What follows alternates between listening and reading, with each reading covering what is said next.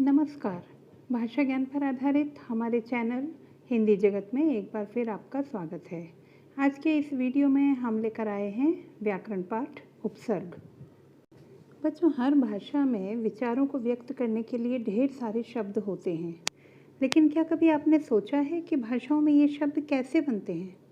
प्रत्येक भाषा में 3 तरह से ये शब्द बनाए जाते हैं। पहला, उपसर्गों के द्वारा, दूसरा प्रत्ययों के द्वारा और तीसरा समास के द्वारा।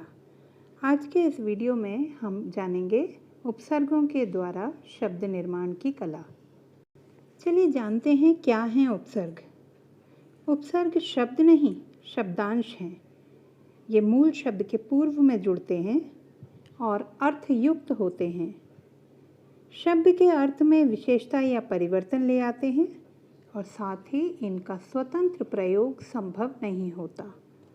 इस आधार पर यदि उपसर्ग की परिभाषा निर्मित की जाए तो हम कहेंगे कि वे शब्दांश जो किसी शब्द के पहले जुड़कर नए शब्द का निर्माण करते हैं और उसके अर्थ में विशेषता या परिवर्तन ला देते हैं, उपसर्ग कहलाते हैं। जैसे सगुन, अपयश, दुस्साहस, अनुशासन, प्रबल, अबोध, विनाश, अभिशाप आदि। उपसर्ग का संयोग सदैव मूल शब्द के साथ किया जाता है। तो सबसे पहले जानना आवश्यक है कि आखिर ये मूल शब्द क्या होते हैं। बच्चों, किसी निश्चित अर्थ के लिए प्रयुक्त होने वाले शब्द जिनके खंड कर देने पर वह अपना अर्थ खो देते हैं और वर्ण मात्र बनकर रह जाते हैं, मूल शब्द कहलाते हैं। उदाहरण के तौर पर दूध, घर, पुत्र, बल, वायु, आकाश, पानी, पुस्तक आदि। इनके टुकड़े करके देखिएगा, ये वर्ण मात्र रह जाएंगे और अपने अर्थ को खो देंगे, अर्थात ये मूल शब्द हैं। अब समझते हैं कि उपसर्ग के प्रयोग से शब्द का निर्माण कैसे किया जाता है। तो उपसर्ग मूल शब्द में जुड़कर नवीन शब्द की रचना करते हैं। उदाहरण के तौर पर अव उपसर्ग गुण मूल शब्द के साथ जुड़कर नए शब्द अवगुण की रचना करता है। ठीक इसी प्रकार स्व उपसर्ग देश से मिलकर स्वदेश शब्द बनाता है। निर उपसर्ग बल के साथ जुड़कर निर्बल शब्द का निर्माण करता है। उपसर्ग को विस्तार पूर्वक समझने के लिए मुख्यतः 3 भेदों में बांटा जाता है: तत्सम उपसर्ग, तद्भव उपसर्ग और आगत या विदेशी उपसर्ग। अब जानते हैं क्या है तत्सम उपसर्ग। बच्चों, वे उपसर्ग जो संस्कृत भाषा से हिंदी में आ गए हैं और हिंदी के तत्सम शब्दों के आरंभ में ही जुड़कर नए शब्द का निर्माण करते हैं, तत्सम उपसर्ग कहलाते हैं। यहाँ हमने एक तालिका के माध्यम से आपको इन्हें विस्तार पूर्वक समझाने का प्रयास किया है, जिसमें उपसर्ग, उनके अर्थ और उनसे बनने वाले शब्दों का उल्लेख किया गया है। तो आइए कुछ उदाहरण देखते हैं। जैसे अ उपसर्ग का अर्थ है अभाव। हमने उदाहरण में शब्द लिए हैं अधर्म, अचल। अधर्म यानी जहाँ धर्म का अभाव हो।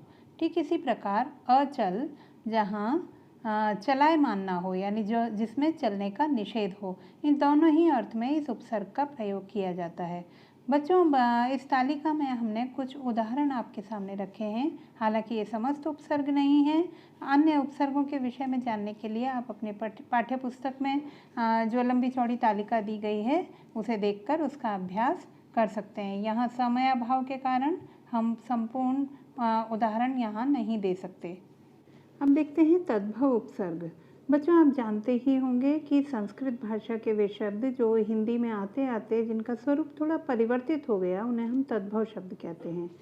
तो यहाँ परिभाषित तौर पर अगर हम कहें तो वे उपसर्ग जो संस्कृत उपसर्गों के रूप में थोड़े परिवर्तन से विकसित हुए हैं, तद्भव उपसर्ग कहलाते हैं। उदाहरण के तौर पर अ, अन, अध, कु, नि, भर, स, कु, सु, चौ आदि। इन सभी उपसर्गों के अर्थ एवं उदाहरण यहाँ दिए गए हैं, कृपया ध्यानपूर्वक पढ़ें। बच्चों, अब बात करते हैं आगत या विदेशी उपसर्ग की। तो विदेशी उपसर्ग वे होते हैं जो विदेशी भाषाओं से हिंदी में आ गए हैं, जैसे उर्दू भाषा के उपसर्ग या अंग्रेजी भाषा के उपसर्ग। चलिए कुछ उदाहरण देखते हैं। उर्दू के उपसर्गों में हमने पहला उपसर्ग लिया है एन, जिसका अर्थ है ठीक या पूरा। उदाहरणों में देखें तो एन वक्त, एन मौका। इसी तरह कुछ अन्य उदाहरण हमने यहाँ पर लिए हैं, जैसे कम, खुश, गैर, दर, ना, ब, बद, बा, बिला आदि। इन सभी के सामने इनके उदाहरण भी दिए गए हैं। अब कुछ अंग्रेजी के उपसर्ग देखें, जैसे सब यानी कि अर्थ है उप। उदाहरण के तौर पर हमने शब्द लिया है सब इंस्पेक्टर। दूसरा उपसर्ग है हेड, जिसका अर्थ है प्रमुख। उदाहरण है हेड मास्टर। इसी तरह अन्य उदाहरणों में हम कह सकते हैं vice, half, general, deputy, assistant या चीफ आदि। बच्चों, इन तीन भेदों के अतिरिक्त संस्कृत के कुछ अव्यय शब्द ऐसे भी हैं जिन्हें हम हिंदी में उपसर्गों की तरह प्रयोग में लाते हैं, जैसे अधः।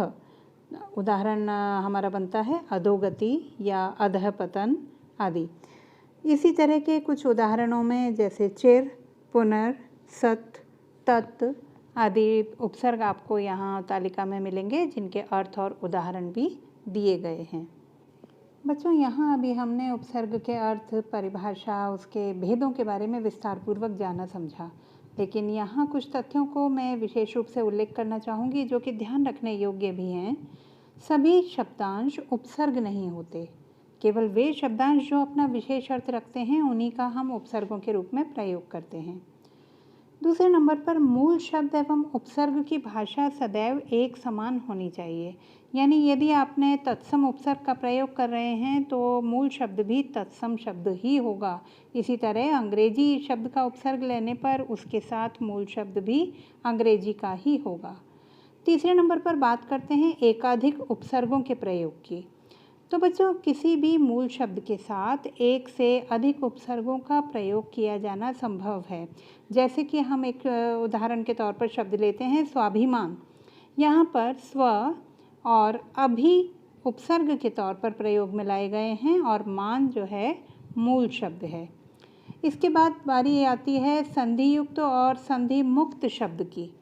तो बच्चों, संधि युक्त शब्द वे हैं जिनमें दोनों खंड आपस में पूरी तरह मिले हों, जैसे सु प्लस अच्छ मिलकर बनाते हैं स्वच्छ।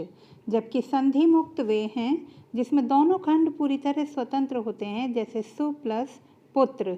तो संधि केवल संस्कृत उपसर्गों और शब्दों के बीच में ही होती है। हिंदी, उर्दू या अंग्रेजी शब्दों के उपसर्ग हमेशा अलग अलग ही होते हैं और सहजता से पहचाने जा सकते हैं। उपसर्ग भले ही अपना स्वतंत्र अर्थ रखते हों, लेकिन इनका प्रयोग स्वतंत्र रूप से नहीं किया जा सकता। हमेशा मूल शब्द के साथ जोड़कर ही ये प्रयोग में लाए जा सकते हैं। अब बात करते हैं कुछ विशेष उपसर्गों के नियमों की। बच्चों, दुर उपसर्ग का प्रयोग सघोष ध्वनियों से बनने वाले शब्दों में ही किया जाता है, जैसे दुर्लभ, दुर्बल, दुर्बोध आदि। इसी तरह दुस उपसर्ग का प्रयोग स, त जैसी अघोष ध्वनियों के पूर्व ही किया जा सकता है, जैसे दुस्साहस, दुस्साध्य आदि।